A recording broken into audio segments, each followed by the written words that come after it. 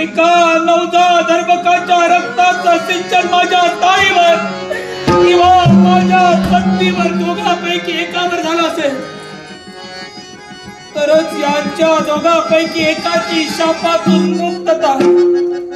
पण देवा, अरे देवा, या विश्वाच्या ठिकाणाची कोण माता आहे, कोण माऊली आहे, कोण आई आहे, जिनं 9 महिने 9 दिवस 9 घंटिकाचा अर्भकाला उदरात वाढविलं, प्रसूत काळाच्या नंतर यात्रा सोसून ज्या माऊलीला त्या बाळाला जन्म दिला, ती माऊली स्वतःच्या काळजाचा तुकडा राज्याच्या हितासाठी नाही. अशी कोणती स्त्री नाही, अशी कोणती आई नाही. देवा देवा जाव रे देवा, वास्तव्या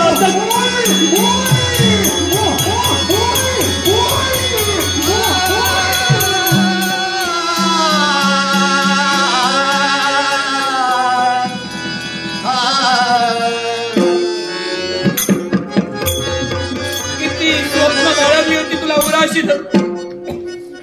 माझा बाळ, माझा भाचा दुडदुडू धावत काशी क्षेत्राच्या राज दरबारी मामा मामा म्हणत माझ्या अंगा खांद्यावर खेळ.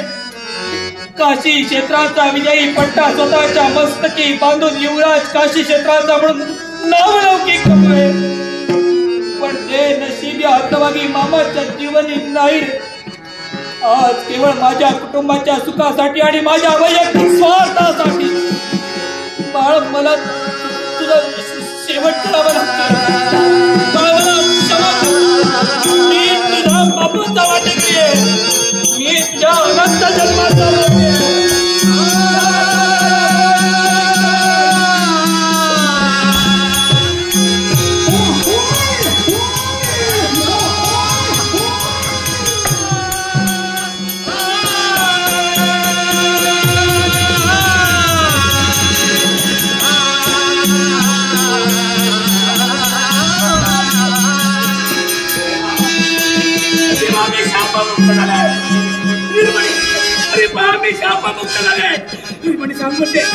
कोणाशी माता निर्माण झाली आहे तिने माझ्यासाठी आपलं बाळ बलिदान दिलंय. त्या मातृने जगात वर्ष करायची आहे मला, खडा घालण्याची ओटी भरायची आहे मला. नाव सांग त्या मातेचं, सांग नाव सांग त्या मातेचं. निर्मणी नाव सांग. देवा शंभो देवा.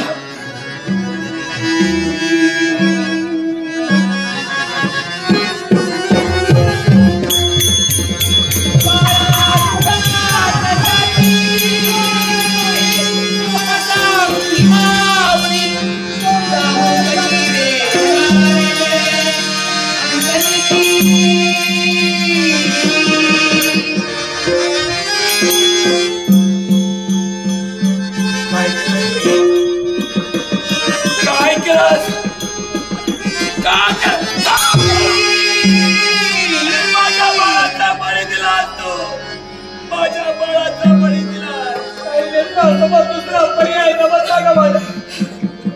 संकट नेत्रा समोर आठवण झाली तुझ्या मुखातून निघाल्या शिवाच्या भोलेनाथाच्या शब्दाची. हे बाळ तुझ्यावर, तुझ्या राज्यावर किंवा अन्य कुणावर आलेलं संकट दूर करेल. आणि म्हणून याचाच विचार करून ताई मी तुझ्या बाळाला चराचर चिरलं. म्हणजे देवाने याचसाठी हे बाळ मला दिलं होतं. पण लबाड्या शाप 2 हुशार याद होत ना.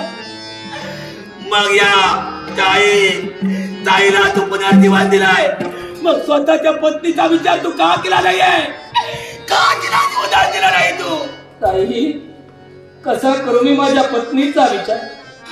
ज्या ताईनं स्वतःच्या सुखांवर विरजण घालून मला दातृत्व दिलं, मातृत्व दिलं, पितृत्व दिलं, त्या ताईनं स्वतःच्या संसाराजवळ पाठ फिरविली आणि माझ्या संसाराला तिने उजाळा दिला.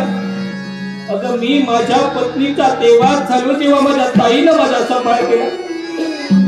या विश्वाच्या ठिकाणी बंधू आणि भगिनीचा नाता आहे. पुन्हा मला विश्वाला पटवून जायचं होतं म्हणून ताई मी हे या ताईचे पांग पेडले, तू पांग पेडले. ताई पण माझी आता विनंती आहे तुला. विनंती म्हणण्यापेक्षा काशी क्षेत्राच्या राजकर्त्याची राजआज्ञा तुला तिथं विरा. माझा निर्णय ठरलेला आहे आणि कोणताही बदल होणार नाही. माझ्या रक्ताची शपथ तुला आहे. रक्ताची शपथ काय बोलतोस तू?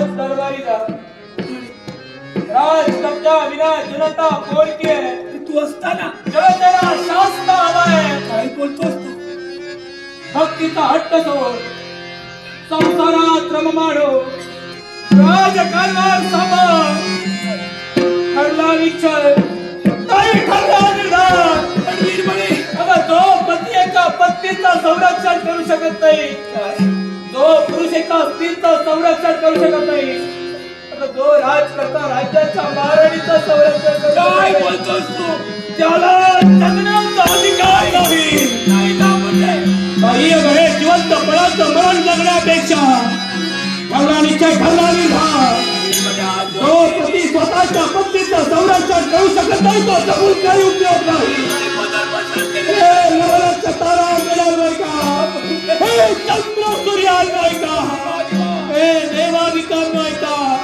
चुकला